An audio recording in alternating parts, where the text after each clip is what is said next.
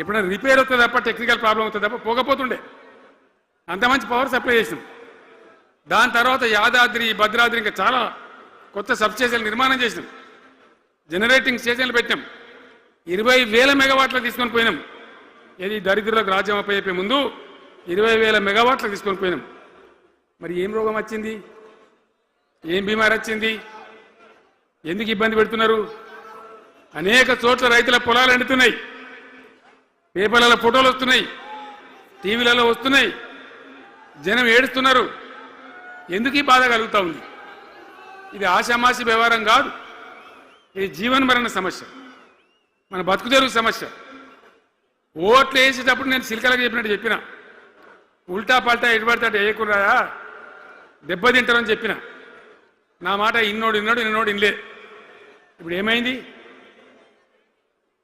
ఏం జరుగుతుంది? ఆ రోజు నేను చెప్పిన, వీళ్ళు కనుక గెలిస్తే ఈ దుర్మార్గులు, వీళ్ళ గుండె లోపల తడి లేదు, వీళ్ళు రైతు బంధుకు రామ్ రామ్, దళిత బంధుకు జై భీమ్. అయిందా? అట్లే పక్క ముచ్చట. ఇక ఇవాళ ఇప్పుడు జీవన్ రెడ్డి గారు చెప్పిండు, కాంగ్రెస్ వాళ్ళు సభ పెట్టినాడు, కాటారంలో బుడరంలో పెట్టినాడు. ఆడ పైసలు ఎత్తారట. ఇది ఒక్క తేపకేసే రైతు బంధు నెలకొకిస్తా. ఎకరానికా? అంటే 2 నెలలకు ఒక ఎకరానికి అంతేనా? 6,000 వేసినాం. మా అంత సిపాయిలని బొచ్చగొట్టుకుంటారు. ఆనాడు ఎట్లా పడేది రైతు బంధు? 10 రోజుల గ్యాప్లో మొత్తం రైతులకు వచ్చేసింది. టంగ్ మన సెల్ ఫోన్ మోగుతుండే, మంచిగా టింగున పోయి బ్యాంకుకి వెళ్ళి తెచ్చుకుంటుండే. ఎక్కడ పోయా మరి? ఏం మాట్లాడిండ్రు? ఉరుకుని బ్యాంకులో పోయి 2 లక్షలు 3 లక్షలు లోన్ తెచ్చుకోండి. తెల్లారే ఆనాడే సంతకం పెడతాం, లోన్లన్నీ మాఫీ అయినాయా? ఇట్లా అడ్డగోలు నోటికొచ్చిన మాటలు చెప్పి, ఇష్టం వచ్చిన కథలు చెప్పి అర్రాసు పాడవన్నట్ట. కేసీఆర్ 10,000 ఇస్తాడా, మేము 15 ఇస్తాం. పింఛన్లు 2,000 ఇస్తాడా, మేము 4,000 ఇస్తాం. వికలాంగులకు 4,000 ఇస్తాడా, మేము 6,000 ఇస్తాం అనే వరకల్లా మన వాళ్ళు మోసపోయింది. నేను చెప్పిన, ఇది మోసంరా నాయన, గోసపడతాము, ఇది అయ్యేది కాదు, ఆర్థిక పరిస్థితి లేదు అని నేను చెప్పిన. ఆ రోజే మీటింగ్లలో చెప్పిన. కానీ కొద్దిమంది ఆశపడితే ఏమైంది? 1.7%తో బీఆర్ఎస్ ఓడిపోయింది. మనం కూడా 39-40 ఎమ్మెల్యేలు గెలిచినాం. ఇంకో 10 మంది కొద్ది తేడాతోనే ఓడిపోయింది. అయితే 1.7% తేడాతోనే బీఆర్ఎస్ ఓటమి పాలైంది. సరే, మంచి మాట. మరి వచ్చిన ప్రభుత్వం పనిచేయాలి కదా, వాళ్ళకు కూడా అవకాశం ఇవ్వాలి కదా. సరే, మన నాన్న వాడవిడ కొంత దుంకులాడినా నేను మాట్లాడలే, నీ బయటికి రాలే, తక్కువ 1-2 సార్లు తప్ప రాలే. వాళ్ళకు కూడా ఛాన్స్ ఇవ్వాలి, అవకాశం ఇవ్వాలి. మనం ఎక్కసంతో ఉండొద్దు. చేయని ఏం పరిపాలన చేస్తారో చేయని, మంచిదే కదా అని చెప్పి అనుకున్నాం. మరి ఏమైతుంది? ఎక్కడ చూసినా చిల్లర మాటలు తప్ప ఒక్కటంటే ఒక్కటన్నా నిర్మాణాత్మకమైన కార్యక్రమం ఉందా? ఒక్కటన్నా ఏదైనా గొప్ప స్కీమ్ మొదలుపెట్టినరా? ఒక పొదరిల్లులాగా వడ్డించిన విస్తరలాగా తెలంగాణ మీకు అప్పచెప్పింది. ఎన్నిటల నంబర్ 1 తెలంగాణ. మంచినీళ్ళ సప్లైల నంబర్ 1, కరెంటు సప్లైల నంబర్ 1, పర్ క్యాపిటల్ తలసరి ఆదాయంలో నంబర్ 1, రాష్ట్ర స్థూల ఉత్పత్తి జిఎస్డిపిల నంబర్ 1. ఎన్నిట్లలో కేంద్ర అవార్డు రావాలి. అంత బాగా చేసిన తెలంగాణ 2.5 ఏళ్లలో ఇలా ఎవ్వని మాట్లాడించిన రైతులను మాట్లాడితే గొడవ వైడుతున్నారు. నాశనం అయిపోయిందన్న, చెడగొట్టుకున్నాం. మా చెప్పుతున్నాం, మేమే కొట్టుకుంటాం ఓటున్న వాళ్ళు కొంతమంది బాధపడి. ఎందుకు? ఎంత మంచిగా కడుపులో చల్లగదలు కూడా రైతులకు ఎట్లుండే, ఎంత బాగుండే. కరెంటుకు బాధ ఉండేనా? నీళ్ళకు బాధ ఉండేనా? యూరియా బస్తాలు ఇయ్యే శాతం అయితే లేదా ఈ ప్రభుత్వానికి? యూరియా బస్తాలు కావాలి అంటే యాప్ పెట్టినే ఉంటాడు.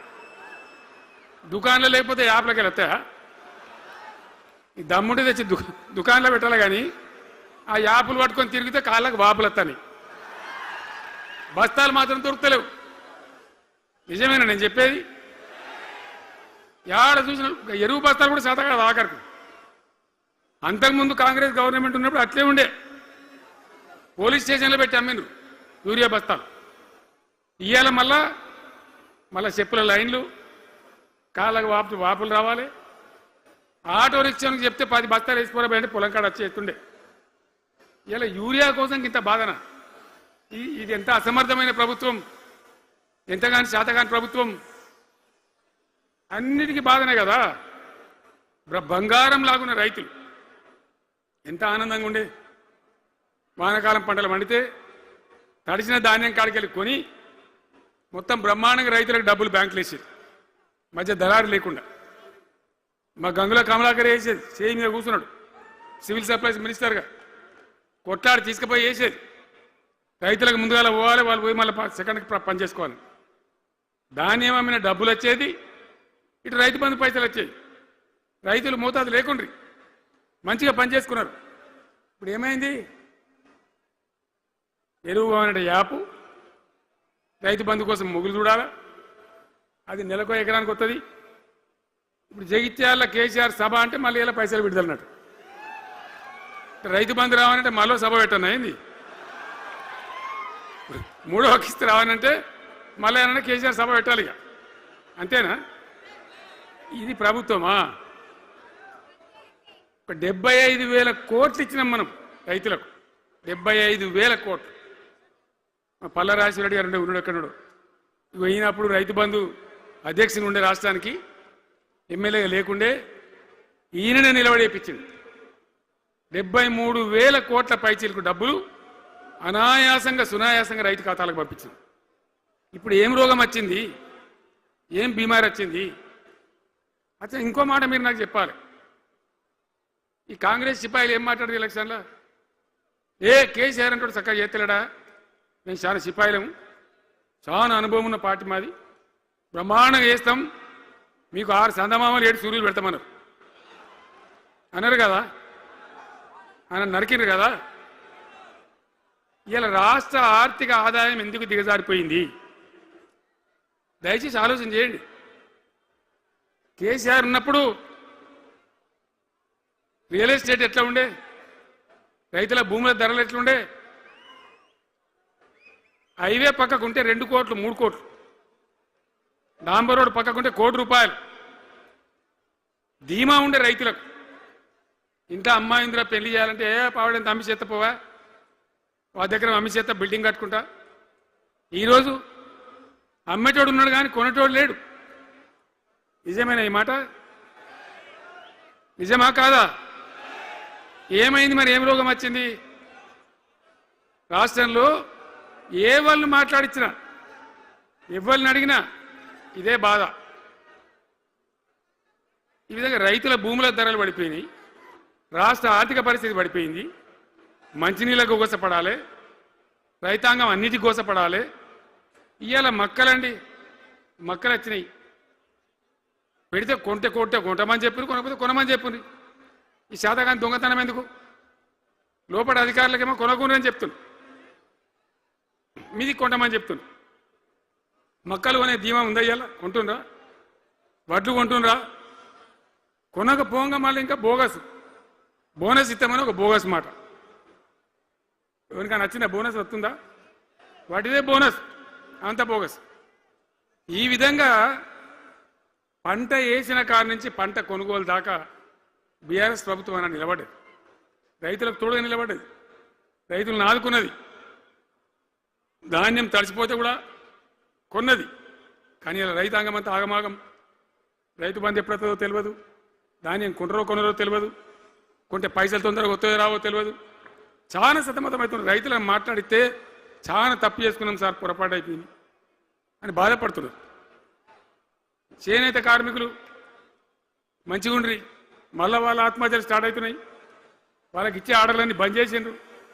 ఇంకెవరికి ఇస్తారట కమిషన్ల కోసం, అది వాళ్ళని అవస్థ పెడతా ఉన్నారు. ఉద్యోగులు ఆనాడు మనం 72% ఇచ్చినాం. వాళ్ళు తెలంగాణ ఉద్యమంలో పనిచేశారు కాబట్టి టీఎన్జిఓ అంటోళ్ళు సమైక్య రాష్ట్రంలో కూడా వాళ్ళ ఉనికి పొడగొట్టుకోలే. టీఎన్జిఓగానే ఉన్నారు తెలంగాణ ఎన్జిఓలుగా. కాబట్టి వాళ్ళని గౌరవించి గుర్తించి బ్రహ్మాండంగా 72% పీఆర్సీ ఇచ్చినాం. ఇలా 7 రూపాయలను ఇచ్చిండ్రా, 7% అని ఇచ్చిండ్రా. ఏమైంది? ఏం బీమారైంది? ఎంతమందిని మోసం చేస్తారు? ఆఖరికి వస్తే పరిస్థితి ఏంది? ఇలా రాష్ట్రంలో రిటైర్డ్ ఉద్యోగస్తులకు కూడా వాళ్ళకి రావాల్సిన బకాయి, వాళ్ళు దాచుకున్న డబ్బులు వీళ్ళు ఇచ్చే మెహర్బానేం లేదు, ఆ డబ్బులు కూడా ఇచ్చే పరిస్థితి లేదు. ఆటో రిక్షా కార్మికులు మాట్లాడితే అన్న ఈరోజు పనికి మాలిన ఫ్రీ బస్సు పెట్టినారు, మా పుట్ట కొడుతున్నారు, మేము నాశనం అయిపోయినారు, వాళ్ళు ఏడుస్తూ ఉన్నారు. పిల్లలకు అది నేమ్ పెట్టలే. ఆయన కాంగ్రెస్ ముఖ్యమంత్రి అయినా రాజశేఖర రెడ్డి గారు ఉన్నప్పుడు పెట్టిండు. ఇది ఫీజు రియంబర్స్మెంట్ అనే స్కీమ్, మంచి లాభం జరిగింది. నేను దాన్ని కొనసాగించిన. ఇలా మొత్తం బీసీలకు ఎస్సీలకు పిల్లలందరికీ ఫీజు రియంబర్స్మెంట్ రాక 10-12 వేల కోట్ల బకాయిలు పెడితే వాళ్ళు ఆగం, వాళ్ళు రోడ్డున పడరు. కోర్టుకు పోతే పిల్లల దగ్గర వసూలు చేసుకోని చెప్పి కోర్టులు చెప్తా ఉన్నాయి. వాళ్ళ గతి ఏం కావాలి? ఇప్పుడు ఎవరిని కదిలిచ్చినా ఈ రాష్ట్రంలో, ఎవరిని మాట్లాడించినా, ఒక విద్యార్థిని మాట్లాడినా, ఒక రిటైర్డ్ అయిన ఉద్యోగిని మాట్లాడినా, పనిచేస్తున్న ఉద్యోగిని మాట్లాడినా, రైతాంగంతో మాట్లాడినా ప్రతి వాడు ఒక అసంతృప్తి, ఒక బాధ, మాకేదో అన్యాయం జరిగినటువంటి పరిస్థితిలో మాట్లాడుతూ ఉన్నారు. పిల్లల పాపం చదువుకునే వాళ్ళు ఉంటే వాళ్ళకి విదేశాల్లో సీట్లు వస్తే 20 లక్షల రూపాయలు ఇచ్చినాం. అంబేద్కర్ పేరు మీద, జ్యోతిబా పూలే పేరు మీద ఎస్సీ పిల్లలకు, బీసీ పిల్లలకు, ఓసీలలో కూడా నిరుపేదలకు ఇచ్చినాం.